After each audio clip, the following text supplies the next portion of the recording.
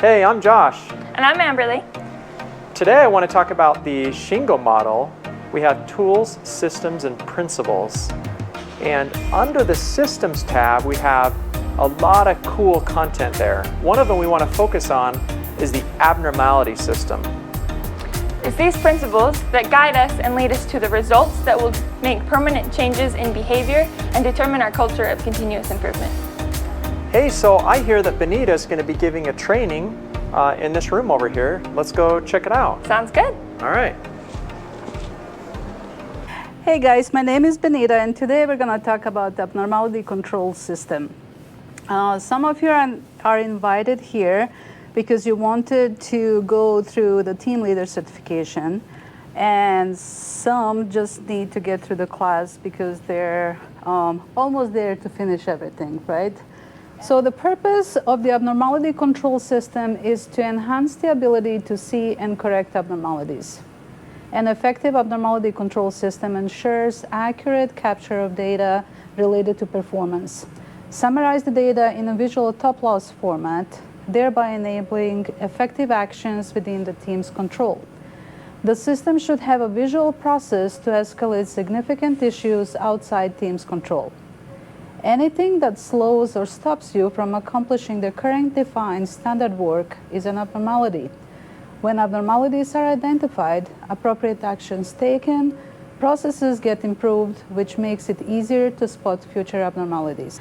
So this is the flow chart of abnormality control system, and I know we'll probably have to go through every single one of these, and I was thinking to meet with you guys and just have printed copies of this, and we'll go through the flow chart, but the process explained is right here. So at the base of the abnormality control system is a set process being carried out by operators.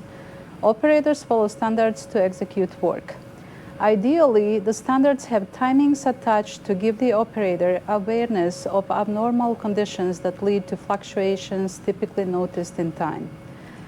When an operator encounters an abnormality, fluctuation in time, quality error, or other variability, the team leader would respond, and together they may complete a diagnosis of the immediate cause. The goal is to diagnose and resume flow.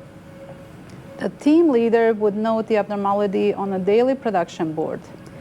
This data is used by the team in their daily huddles, by technical support as leads team or our maintenance tech or trainer to understand the operating state of the team, and by support leadership to understand the day and create additional countermeasures against abnormalities. Support leadership should review the board regularly to understand the top issues of the team. Data capture in the form of daily top issues or other data gathering for weekly top issues to escalate the value stream board. Weekly top loss, the 1 to 3 top abnormalities that impacted production team will be brought to a weekly value stream huddle. Additional countermeasures and support may be allocated against the abnormality.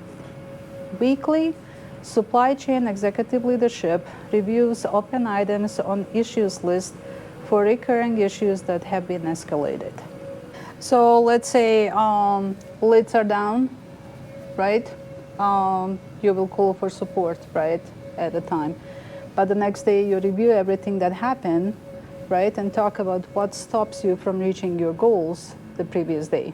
Is that what you guys are doing as well? Yes. Okay. Very good.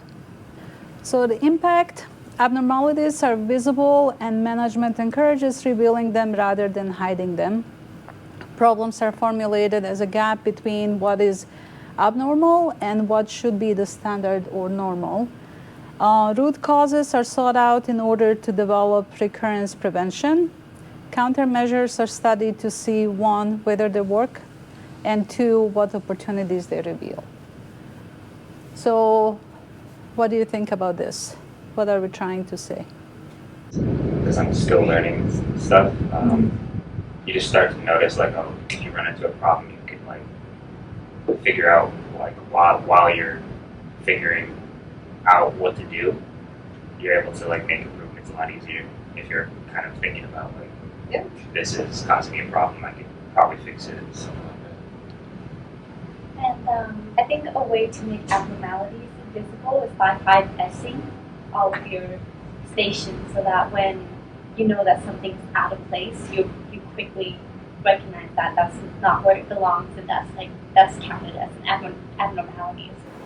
What else? Do we always encourage people saying what's going on, right? We don't want to hide any abnormalities. We want to make sure we understand them, we talk about them, and we take care of the problems. So we don't have them happening again and again and again. Conclusion, abnormality control works well in a lean environment and creates a positive feedback loop. Abnormality control enforces following standard operating procedures, helps improve the process, and improve and modify the standard calling upon support when needed. I do have some links in here, and if you guys want me, I can email this to you. There are some articles that are like really good to read to help with understanding and the process of capturing abnormalities and resolving issues. So I can email this to you, or I can show you where to go in our systems and find any system that you're looking for. Okay, you guys are awesome. Thank you so much. I'll mark you off for the class. Okay, thank you. Very good. So we have Carrie here, and Carrie and I will talk about Abnormality Control System Gemba card, where we're trying to make sure that abnormality system is performing well. How does your team work on abnormalities? Okay, so the first thing that they do is when they happen on the floor, the team member will either write it on our team board that something happened, or they will escalate it to the team leader. The team leader will then take action and see if they can fix something and see what kind of support they need, which could be our maintenance technicians, it could be me as a group leader, it could be a system teams that they would call. If they're able to resolve it on their own, they would just record that they were able to resolve it. If not, they escalate it to me, and we meet every Monday and we review the last abnormalities through the week. But if it's something that's urgent, we address it right then. If it's a weekly one, I would take a list of everything that they brought up and things that we're not able to resolve, things that we've tried, what's worked and what's not worked, and then I bring that to a weekly meeting with other group leaders, my peers, and then my leadership, and they offer support. So we have maintenance technicians there, we have systems support, we have our IT group, and we tell them what our top 3 are across my teams, and we talk about what we've tried, what worked, what didn't work, and what help that I need, things that I cannot solve. And then each week we will check back on those abnormalities and seeing what was the result. Are they finished? Are they still support? Does my leader need to be more involved than he was? But at any point, if something needs to be escalated at any time, we just escalate it. So they would escalate it to me, I would do what I could.